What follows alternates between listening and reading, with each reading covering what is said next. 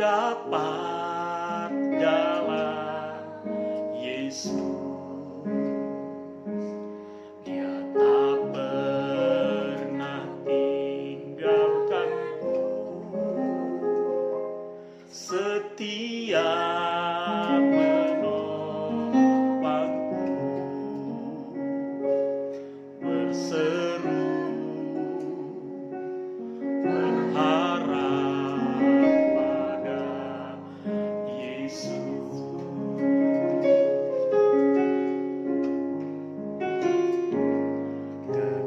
Kekuatan di hidupku ku dapat dalam Yesus. Dia tak pernah tinggalkanku, setia menopangku, berseru berharap pada Yesus.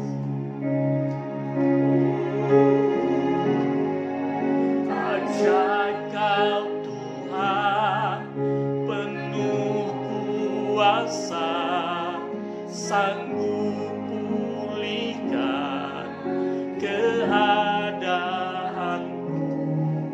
Dalam tangan-Mu seluruh hidupku tak akan goyah selamanya. Ajaib Kau Tuhan, penuh kuasa, sanggup pulihkan keadaanku.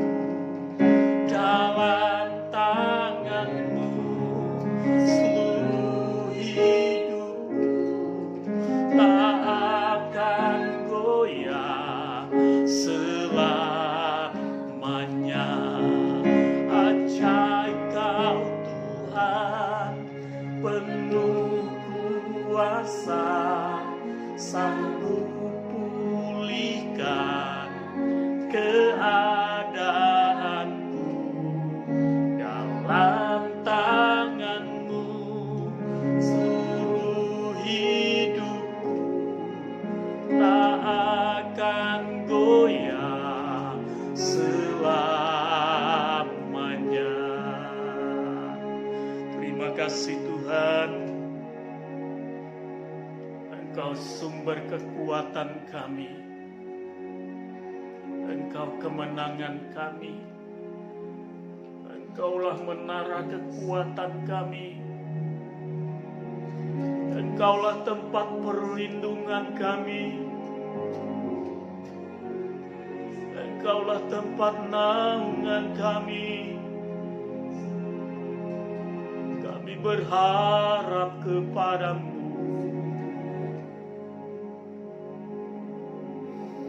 Oh, ajaib Kau Tuhan, penuh kuasa, sanggup pulihkan keadaanku. Dalam tangan-Mu seluruh hidupku tak akan goyah selamanya. Ajaib Kau Tuhan, penuh kuasa,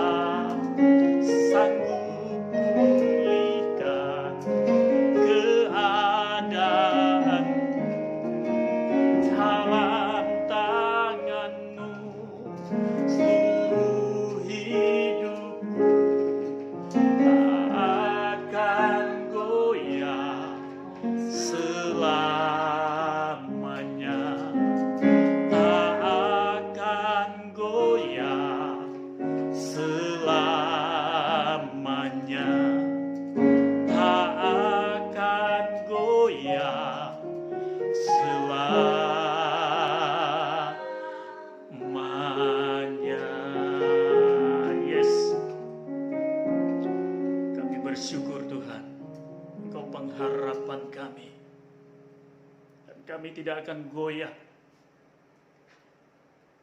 di saat badai datang menerpa. Engkaulah yang menjadi andalan hidup kami. Firman-Mu berkata pada mulanya adalah firman, dan firman itu bersama-sama dengan Allah. Oleh karenanya kami biarkan hidup kami, hati kami dipenuhi dengan firman Allah saat ini. Berbicaralah Tuhan lewat kebenaran firman-Mu kepada kami. Firman-Mu yang menguatkan, yang meneguhkan. Firman-Mu yang memberi kami iman yang teguh. Firman-Mu yang menyembuhkan. Firman-Mu yang menguatkan. Firman-Mu yang memerdekakan. Terima kasih Tuhan. Kami terima, kami sambut firman-Mu dalam nama Tuhan Yesus Kristus. Haleluya. Amin. Shalom Bapak Ibu dan Saudara-saudari, kita bertemu kembali di dalam Intim dengan Allah, yang pada hari ini akan membahas topik kekuatan ketika kita penuh sukacita dari Kristus. Firman Tuhan yang akan kita pelajari terdapat dalam Yohanes 15 ayat 11. Demikianlah firman Tuhan di dalam Yohanes 15 ayat 11. Semuanya itu kukatakan kepadamu supaya sukacitaku ada di dalam kamu dan sukacitamu menjadi penuh. Bapak, Ibu, dan saudara-saudari, apakah yang dimaksud dengan sukacita? Secara umum, sukacita dapat diartikan sebagai rasa senang, bahagia, gembira, riang, dan sebagainya.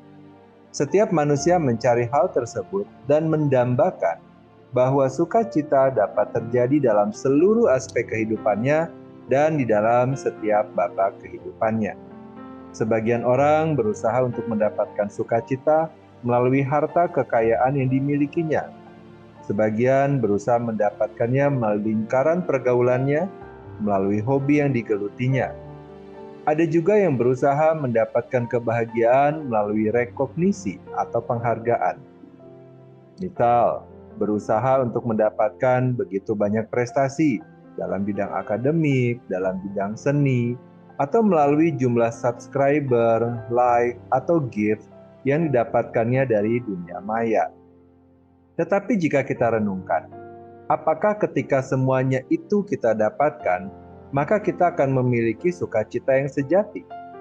Apakah sukacita kita akan bertahan selamanya, atau hanya akan sementara saja lalu meninggalkan lubang kehampaan di dalam hati kita yang menuntut untuk dipuaskan dengan lebih lagi? Seorang tokoh psikologi sosial bernama Erich Fromm mengatakan, keserakahan adalah jurang maut yang melelahkan pelakunya dalam upaya tanpa henti untuk memenuhi kebutuhan tanpa pernah mencapai kepuasan. Erich Fromm memang mengatakan hal ini dalam konteks keserakahan manusia, tetapi dengan rendah hati kita dapat menerima hal ini juga di dalam kehidupan kita.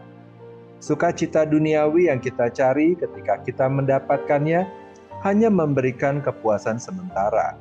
Kemudian kita akan berusaha untuk terus-menerus memenuhi sukacita tersebut yang seolah tidak ada batasnya, hingga akhirnya kita akan kelelahan di dalam mencari sukacita tersebut. Tidak ada lagi kekuatan untuk menjalani kehidupan yang fana, dan akhirnya tidak lagi memiliki motivasi untuk menjalani hidup. Semakin kita mengejar sukacita duniawi, maka akan selalu ada bagian dari kita yang tidak terpuaskan. Seperti lubang-lubang yang dalam, yang tidak terjangkau oleh cahaya dan tidak memiliki cahaya sendiri.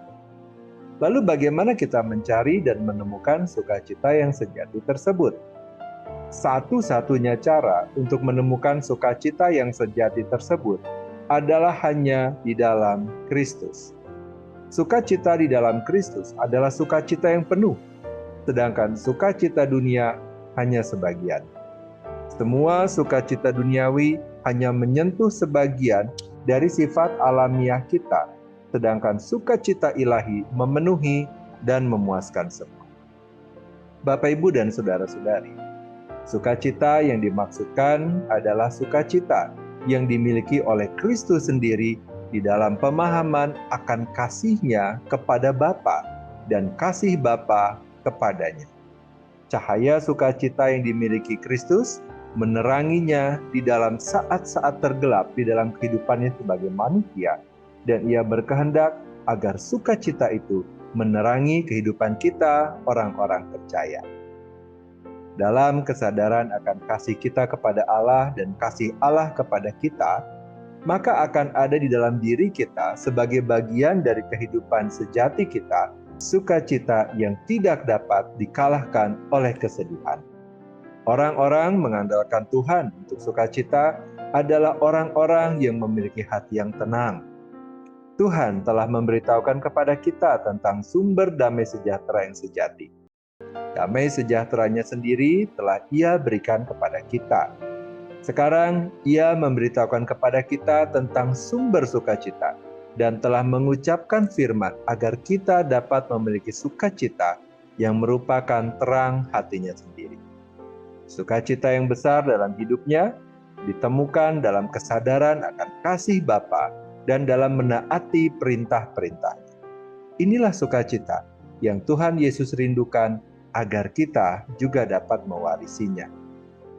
Bapak, Ibu, dan saudara-saudari, sukacita ini bukanlah monopoli yang hanya dimiliki oleh Tuhan Yesus, melainkan sebuah sukacita yang sejati, seperti sukacita yang dimiliki oleh Tuhan Yesus, memiliki mata air sukacita yang penuh di dalam kesadaran akan kasih-Nya dan dalam ketaatannya yang sempurna kepada Bapa. Berada dalam relasi yang sama dengannya seperti Yesus sendiri kepada Bapa. Inilah sebabnya Tuhan Yesus mengatakan, supaya sukacitaku ada di dalam kamu dan sukacitamu menjadi penuh.